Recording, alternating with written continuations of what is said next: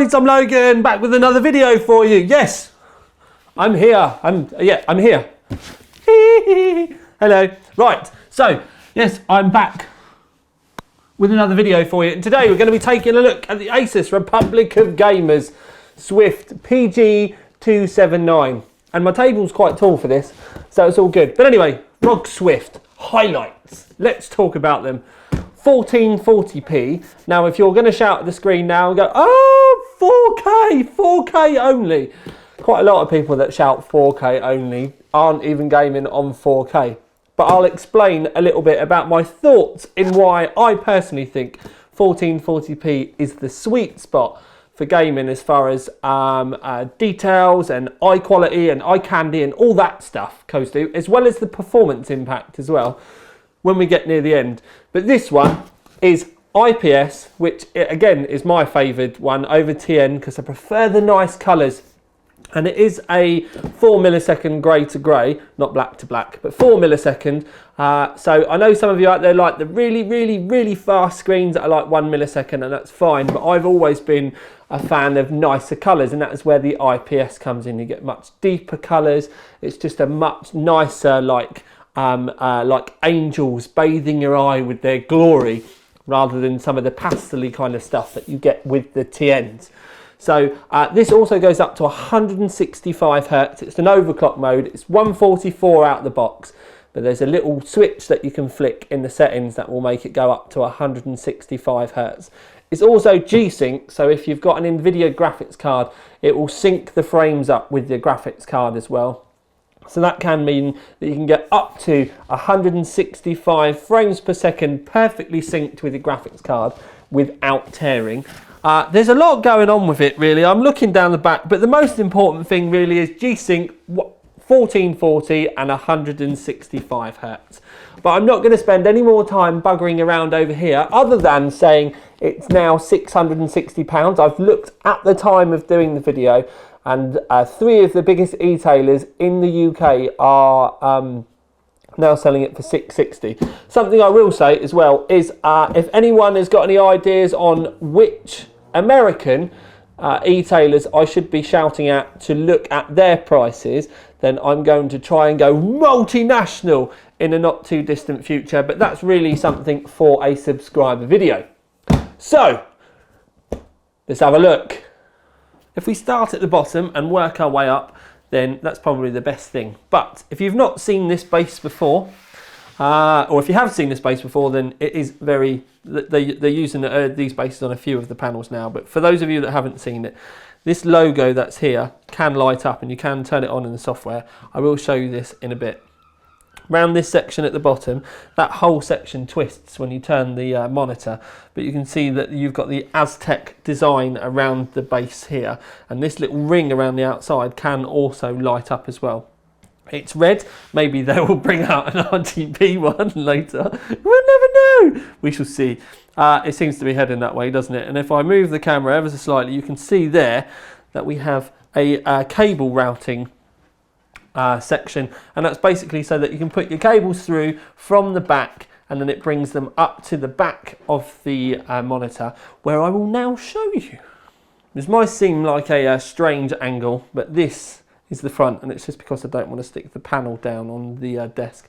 So we've got the power connector here. It has got a little power brick as well. So we've got a power connector here, headphones, and then DisplayPort and HDMI.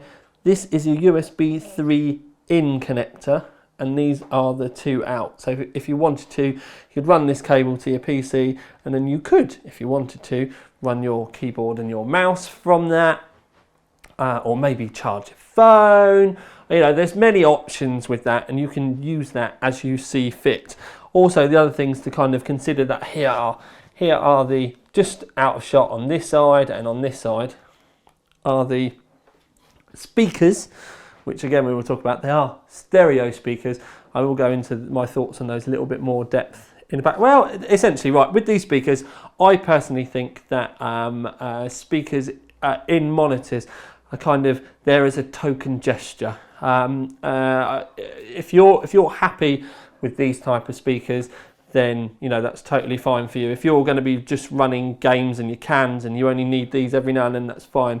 But I'm very much of the opinion that you need a decent set of speakers on your desk, and these are almost for emergencies, or they're just there to keep the very, very few happy. So they're not amazing and not going to rock your world or anything like that. They're definitely okay for speakers, but for monitor speakers, and you can get immensely, immensely worse. But I am very much the wrong person to talk to you about these, because my ears have been spoilt with very good audio for so long that these, like I said, no. But that's me. That's me. I have to be very clear about the fact that that's me. So a quick look around the back of the monitor. We have some cooling channels down the side and this large section here. If you weren't a fan of the back on the PG279, which had all the Aztec stuff all over the back of it, this is actually quite understated.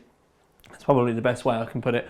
You've got a little hidden Republic of Gamers logo here, and it is adjustable, which we can also spin it around as well. So you've got the adjustment. So you've got the twist that you can do, but you've also got the backwards and forwards.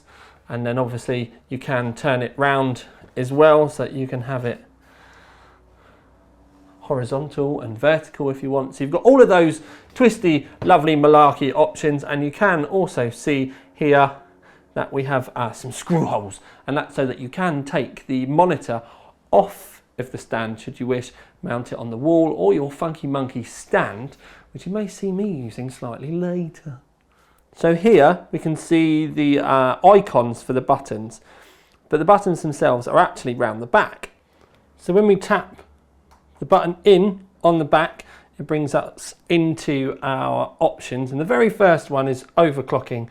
And what you need to do if you want to turn it up to 165 Hertz is go in and hit the little tick box for on, and then when you get to the max refresh rate, you need to then go and fill this bar up so you can turn it up and turn it down. But then you need to keep clicking the red button in, and it will eventually reset, and it will say, we're going to reset the monitor. Once you've done that, it's then at 165 Hertz, and you then need to go into the NVIDIA control panel and then enable your 165 Hertz.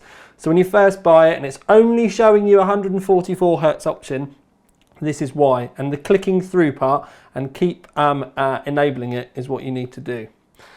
Right, so then you've got your game visuals. So you've got scenery modes, racing modes, cinema modes, RTS, RPG, FPS mode, and you've literally got, so you can go in and enable them, and it changes all the colours and the like. You've got blue light filter. Ours is actually off at the moment, but you can go down all the way down to a level 4, and it does change the colour an awful lot, as you can see.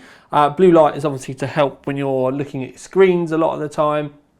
But when you do turn them right up to less blue light, it is going to affect the colouring on the screen. That might not be that wise for you if you're doing photoshopping and things like that. You've got colour options there, brightness, contrast, and then colour temperature. Image options, we've got ours set to normal at the moment. Input select and then system select. You've got OSD position, which we'll show you the OSD in a second. Timeout, which we've got ours turned right down. Well, we'll turn it down a little bit more. Key lock information, but you can see here that 165 Hertz. This is another way to double check that you've got it set correctly. But then we do have down the side an overclocking button, which you can see that popped up with 165 Hertz. The other thing that we do have is the Game Plus setting. So you can have a crosshair, a timer, FPS counter, for example, and you can see that the crosshairs in the middle, and you can change it to different ones. What we'll also do is we'll just fire up Unigine just really quickly.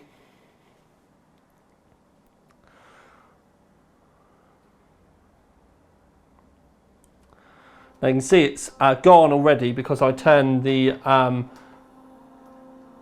timeout down on it, but you can see it quite happily there. But frames per second counter, You can see it up in this top left hand corner. Now I did get quite excited with this because I thought, oh, this might be a really nice way for us to cheat and be able to get a better visual for DirectX 12 frames per second. Sadly, just to let you know, Windows 10 DirectX 12 games, it will just sit at the refresh rate that it's set to. Obviously, if we were to go into our settings and where is it?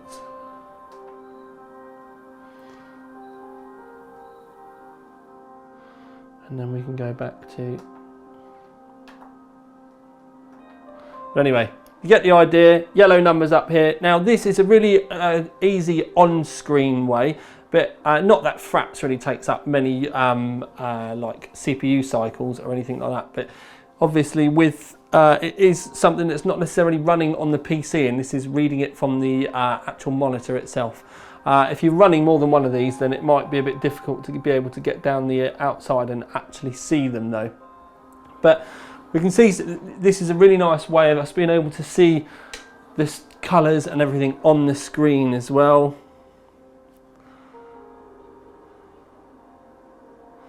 I can say that the colours on this, they're really nice. I'm not going to say they feel dark, because they don't. That's totally the wrong word. I should not have said that.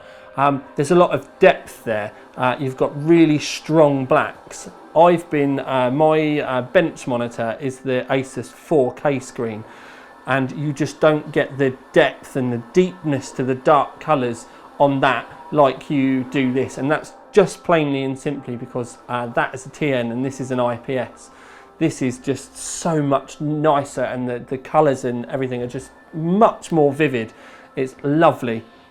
But the other thing that we do get spoken about quite a lot when it comes to the IPS panels and the Asus ones. Now, I've not particularly looked around, and I'm no expert on reviewing these monitors, but a lot of people were saying to me about light bleed around the back. So what we've done is this is, and just in case you think it's a dead pixel, that's actually the mouse. We'll hide it in the white of my logo. Black background. Obviously it's got the OC3D logo on it. And we've tried this, and you can do restart cycles as well to look for it. And I'm not being funny, I can't really see any light bleed round the outside of this at all. Now I have had monitors in the past that you could see a little bit of it. This is just, it's just basically not there. And we can try different colours as well. Thank you to Wraithguard for the backgrounds, by the way. He's one of the Overclock 3D forum members, and he's always coming up with these really funky backgrounds for us, so you can have them download them for your desktop. We'll set up a folder for him because he's done loads. Anyway, so there's your grey. This is probably the one that I would personally end up using for my desktop as well. So we've gone through a few little bits and bobs there. Probably not as many as you would get from some of the monitor specialists, but I don't pretend to be one of those. I'm just going to skirt over the main details. But while we're here, just quickly, because we've got all the lights off, you can see the base all lit up. Okay, so I did say that I would talk to you about performance with the 1440p resolution as well.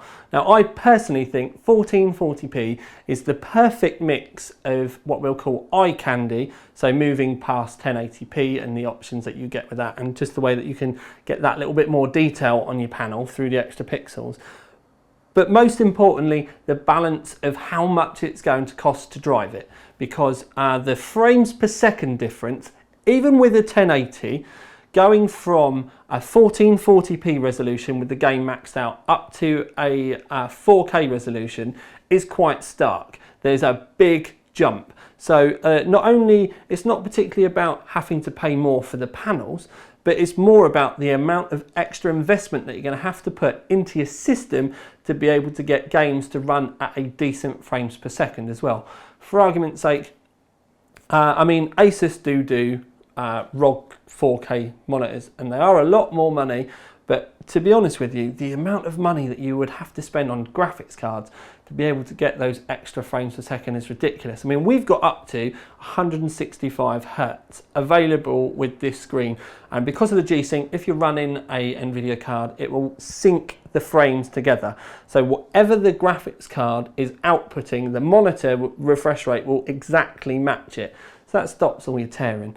But if we were to bring a graph up, I mean, this is quite literally, it's a nice and simple way for me to show it. Red is the bars that you want to be looking at, and you can see there that you're looking at about 92, 93 frames per second for 1440p with everything maxed out. So you've got all of the possible eye candy turned on, and you've got both DX11 and DX12 options there.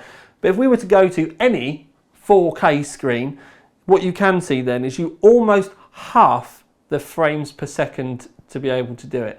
So even with the 1080, which is what this was tested with, and I will put the link in the underneath the video for you to go and do it, and I'll try and get a pop-up to come up for you as well. But literally you go from 90 to 50 frames per second just because of that extra resolution. And we can try it with another game for you as well. We'll go straight on to Sleeping Dogs. This is a slightly bigger graph, so I'll do a 2-stage set to the graph again. But again, you go from 96 to 41, so it's less than half the frames per second from a 1440p up to a 1080, up to 4K. So that's pretty much, I like the fact that yes, with a 1440p, if you want to have all the bells and whistles turned on, you do still need a graphics card with some big drivers, basically. Do you know, big dangly hairy like. And you can do it cheaply, but then you have to start turning all the settings down. And I don't see the point in having a lovely monitor like this and then turning the settings on the game down because your graphics card's not man enough.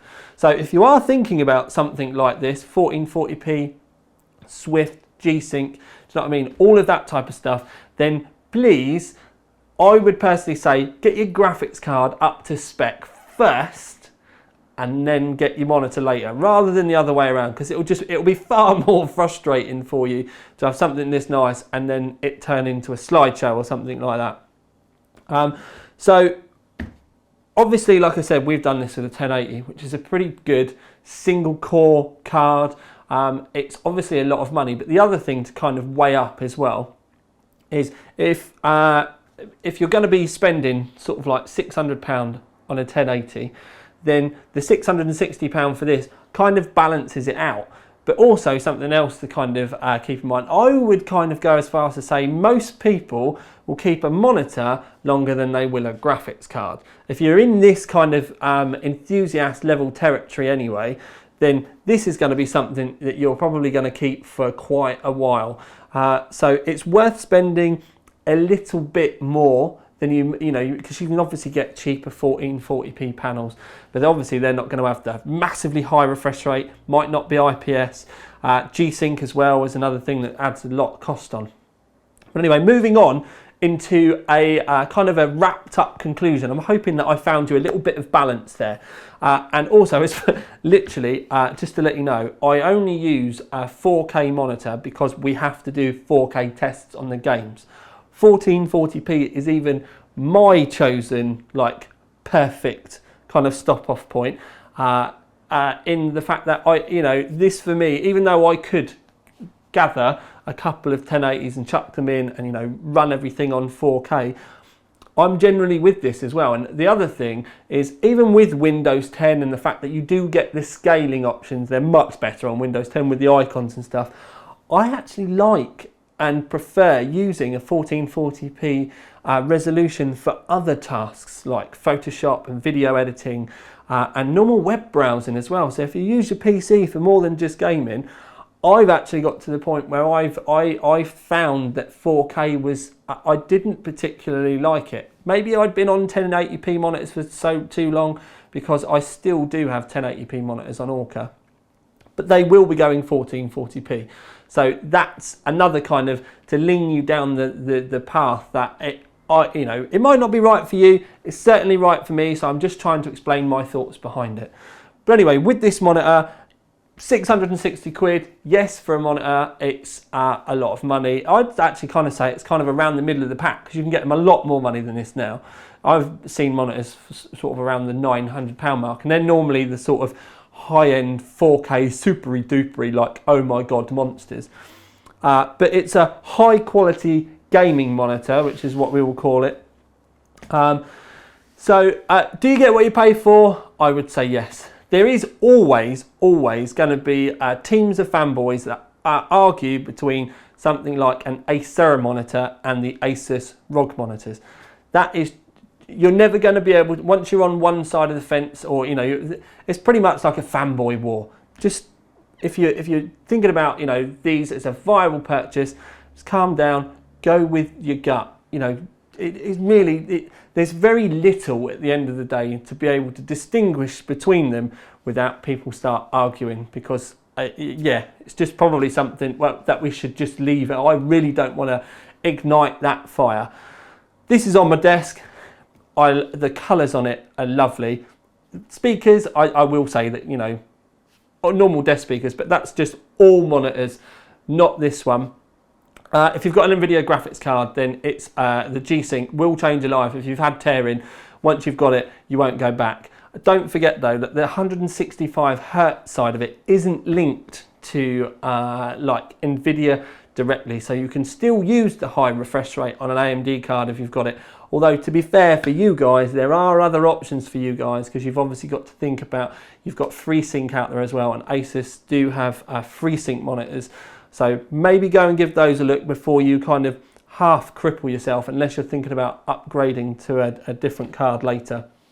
But you've got all of the, you know, height adjustment that you can do. It's all nice and tidy.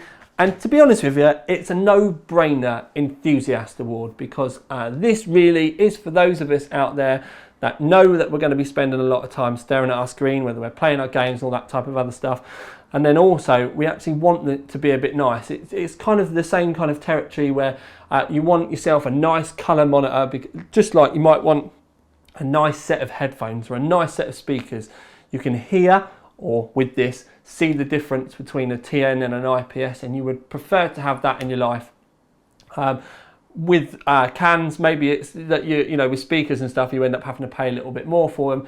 With this, it's more just the fact that you're sacrificing that refresh rate, so it's gone from, you know, 1, 2, and with this it's 4. But to be honest with you, unless you're playing the most amazingly intense, super fast games, then I doubt you notice, I have to go looking for it. It's not something that I personally can I just tune into. But anyway, so Enthusiast Award. Yes, it's expensive, but it's not that expensive when you take it all into account.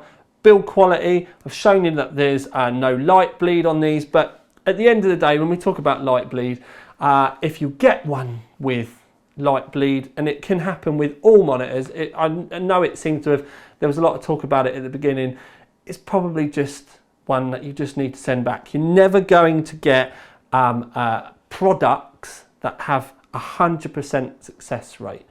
I've shown you that this one is really good, and the other most important thing from this is it came from retail stock as well. So it's not come direct from Asus in a, you know, like, so basically it's just so that there's always someone going to say, oh, they picked you the best one. It come in a sealed box from a retailer, so, you know, there's no chance of that. It was literally just taken off the shelf. But anyway, so I'm trying to cover everything, and I'm rambling, and I apologise.